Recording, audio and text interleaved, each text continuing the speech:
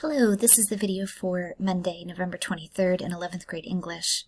We have a little week this week, Thanksgiving week, just today and tomorrow. So we'll do a little bit of work with the book for sure, but yeah, you get to rest a little bit as well, so you have that to look forward to. I'm going to talk about some reading SOL terms today and tomorrow, and we'll look at chapter 5 and move a little bit into chapter 6. If you would prefer to read a physical copy of this book, I recommend you go to the main office to pick up your copy of True Grit. You don't have to wait for me to talk you through the screen. You can just go pick up your novel and read it over the break if you like. It's nice to have something to hold, especially these days where we're so focused on the screen. All you have to do is go to the main office at Monticello, say hello, my name is, and they'll give it to you. Protocols to enter the main office are posted really clearly. Basically, you need a mask in order to enter the school, and the traffic will divert you into the main office. You'll have to use hand sanitizer first to enter, and then once you're there, there's plexiglass put up between the main office staff and you. So it's a really safe, controlled environment. Usually there's no one waiting because people can come all day, so it sort of spreads out the traffic. So if you're concerned, I understand, trying to alleviate some of that concern, but you may also certainly just continue reading online with us if you prefer. We're about halfway through the book, a little less than halfway, so we still have half of it to read. All right, so the week that we're going to have today and tomorrow is book-centric. We're just really thinking about Maddie. All of our work with the Wild West is fading into the background this week, and we'll come back to it. I'm going to teach you some new reading SOL terms this week, and as long as I'm talking about the reading SOL, I want to give you a couple of administrative announcements. One, they just announced if you pass my class and you get a 350 or above on the reading SOL, then you get your locally verified credit. You pass. That's nice. That's really new. And it's because of the pandemic. So they're calling these COVID LVC. A COVID locally verified credit, unique to this year. Usually you need a 400 to pass the reading SOL, or sometimes a 375. So this is an attempt to make things more accommodating to the unique situation we find ourselves in. You're going to have an option to take the SOL in January or in May. It's really up to you. There's benefits to both. In January, we're still going to be very much in this pandemic situation we're in now. The security of our building will be absolutely foremost in people's minds as they try to bring you in to take the reading SOL. I'm sure they're going to do it as safely as possible. So they'll feel really confident that they're able to offer you a safe space to take the test, but they understand that many people might not want to be in the building, in which case you'd be deferring it till May.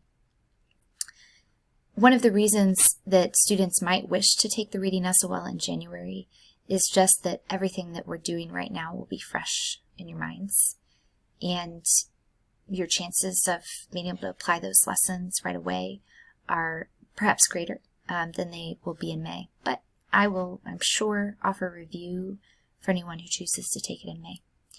So I'm not privileging one or the other. I'm just trying to draw for you a couple of the choices that you're going to get to make over the next few weeks, things to start thinking about. No matter what, I'll keep prepping you for the reading SOL, making sure you feel comfortable. We're going to study some terms this week. You can see them at the bottom of the screen. So the first term is idiom, and this comes up a lot in Chapter 5, so it's why I wanted to use class time today to bring up what is an idiom. I've got a list here, let me make the screen a little bigger, of common American idioms. Idioms are really culturally specific. They have to be memorized. They can't be figured out by just thinking more about the words that you see. So we can look at some of these together. To eat someone's lunch does not mean anything about food. It means to defeat someone really, really successfully. See this in the sports world all the time. The UVA basketball team ate the lunch of fill-in-the-blank team. So by staring at the words and using my inference powers, I'm still not able to figure this out. You just need to memorize them. Culture produces these. They tend to be something that you grow up knowing. And there's a bunch There are thousands. These are some of the more common ones. We'll take a little quiz just to see, in class anyway, how many you know. They're also called colloquialisms. They're also called figures of speech, which is the general term for all figurative language. And as I say here, they exist in every culture and are region specific. They reflect where you're from, sometimes down to your specific community. It's the hardest thing to learn if you're non-native. And if you are learning a foreign language now, then you know this because it's hard for you to learn the idioms of that language. I lived in England for a couple of years, a year and a half, total anyway. And there were a lot of idioms they used that I didn't understand, even though we were both speaking English, because culturally we had very different cultures. So I have this game that we'll go through in class, and on the video here, I'm not going to spend much time with it. It's linked to the slideshow so you can play it on your own if you want. It's going to ask some basic questions to determine whether or not you know some idioms. So for example, if something is on your bucket list, what does that mean? It means you want to do it before you die. If you cut corners, what does that mean? It means you do something in the easiest or most inexpensive way. So you either know them or you don't know them. It's kind of the way that idioms work. And on the reading as well, it's not like you're going to be asked to memorize a bunch of idioms, but they will want you to know what an idiom is. Sometimes it gets confusing because cliches are very similar to idioms, and they want you to know what a cliche is as well. An idiom can be a cliche, and a cliche can be an idiom, but they're not quite the same. Cliches are figures of speech that are so overdone they've lost their effectiveness. So some examples here. Someone woke up on the wrong side of the bed, or read between the lines, or when life gives you lemons, make lemonade. They are idioms, but they're so overdone that they've lost any sort of that cultural power. They can almost be a little annoying if you think about somebody telling you, you woke up on the wrong side of the bed. It's annoying. It's like an uncreative way to say something negative, and often cliches kind of leave us with that feeling of, ugh, couldn't you have said that a different way? So we're not going to see a ton of cliches in the book because the book is good. But when the characters are meant to be portrayed negatively, they might say a cliche. So we are going to see one from Labif, who is portrayed the most negatively among the characters so far. So we're going to do that. We're going to read aloud, and then I'll pause to define different terms. I want to stop as we see these terms. I don't want to do this on the video, though, because it'll take 40 minutes. So if you're watching this video, I need you to read the rest of chapter 5. And it starts right here after she buys little Blackie. It was growing late in the day, that part. And you're on the lookout for some of these terms. So I'm going to fly through some of them, and hopefully when you do this on your own, you'll see them. So the first time I see it is when Rooster says to Labif, he came up here to tell us how the cow eats the cabbage. Cow eats the cabbage is an idiom. It's a very specific idiom to time and place. I've never heard this before, so it's really specific to the book. But it means tell the truth about something. Tell them what's what. It's also alliterative, a figure of speech that is alliteration filled, because the cow eats the cabbage is that double C sound. We're going to see that again in a minute here. Some more figures of speech, some more idioms, throw in with us. No, literally that means throwing something. That's not what this means. This is figurative. This guy, Labif, wants to join their gang. Maddie says, yeah, I know, he's gone behind my back, which is also an idiom. We use it so frequently we don't even realize we do. That means sneaking around, going behind his back. It's an idiom that could also be said to be a cliche. So I'll say idiom, a cliche, overused. A bit of hyperbole. Rooster says, well, we need him. What if we're jumped by elephants? They're not going to be jumped by elephants in Choctaw territory, and everyone knows that, so this is hyperbole.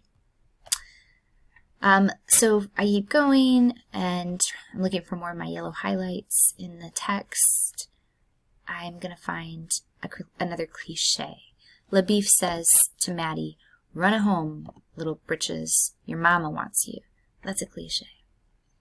It doesn't actually mean run along home and referring to her as little britches. It's not quite a literal thing where he's saying go run home right now. He knows that she lives all the way in Yell County. So it's a cliche that is trying to capture this other idea of get out of here. We don't want you here. And it's said in a cliche kind of bullying way. Some more idioms. Here's one. "It is a pig and a poke," says Maddie. Pig and a poke is an idiom that I had to look up. I mean, these are really culturally specific, and I'm not from the 1870s West. Pig and a poke means it's a story to sell you. It's trying to woo you or romance you into doing something, but it's a lie. Pig and a poke also has some nice alliteration, just like cow and a cabbage, pig and a poke, double P sound. Maddie goes on to say, "You can't carry water on both shoulders, like you can't do everything you want. Can't have your cake and eat it too." All of these are idioms. So there's idioms everywhere in chapter 5 as they have this conversation. And then we have a nice piece of hyperbole. Maddie says, "I was so mad I could have bitten my tongue off." No, she's not really going to bite her tongue off. It's hyperbole, which means overreaction, exaggeration. And she's so mad, she says, "I would have Lawyer Daggett skin Rooster Cogburn and nail his verminous hide to the wall." Hyperbole. Metaphor. Not actually going to have her lawyer skin him and hang his skin on the wall. She wants her lawyer to sue him and win lots of money off him, so it's a metaphor for that. So you get that hyperbole as well. And then there are some more, but it slows way, way down because Maddie is packing up to go on this journey, and she's really excited. Everything becomes very calm again until she sees LaBeef and Rooster. And he's really mad at her and says, "Can you not get anything through your head?" Which is what we saw last week, a rhetorical question. We have another piece of metaphor here. When the tall river rat would not pay heed to her protests and take her across the river, the tall river rat, that's a metaphor for the person who is in charge of the ferry. So we're getting a little bit more figurative language in this, but most of the stuff I'm seeing in chapter 5 is idioms. And then lastly, there is this scene at the end, you're going to see this when you read it, where Maddie is beaten by LaBeef. He whips her. And I highlighted that because that seems to me to be a bit of foreshadowing. Whenever you have a character who's getting hurt like that, it could be a foreshadowing of how they're going to be hurt again. That's something really common in plays and in novels. So we're just going to keep an eye on that. So that's what we did in class. We read, and then we made sure we added these words to your big Google Doc. Now, I have to teach you our STEM for today, and it's a little bit odd. New. Totally new construction. What I want you to do is write only one sentence, and you have to use my STEM, but you can move my STEM anywhere in the sentence where you want it to fit. So it's unlike anything we've done so far. You have to build commas around the sentence, or around the STEM.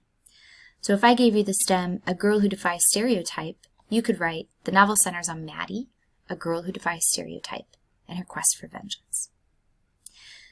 This STEM in the middle means you need commas on both sides, but if you moved yours around, you might find you only need one comma. You will need a comma. At some point, you'll need at least one. Today's STEM is a fine-spirited pony.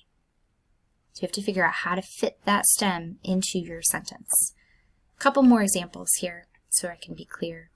If I say, I'm not, but if I say the gruff and gritty U.S. Ranger, you would write something like Rooster Cogburn, the gruff and gritty U.S. Ranger, gambles away his earnings. So you have the commas there. Not Rooster Cogburn is the gruff and gritty U.S. Ranger who works for Maddie. That's a simple sentence, and we're trying to build compound ones. This has no commas. You have to build commas. Another example, if I say crisp fall day, you could say, today, a crisp fall day, I'm going to spend the afternoon at the skate park. So hopefully you're getting the idea. And I'll put up our STEM again. Try to work with it and see how it goes.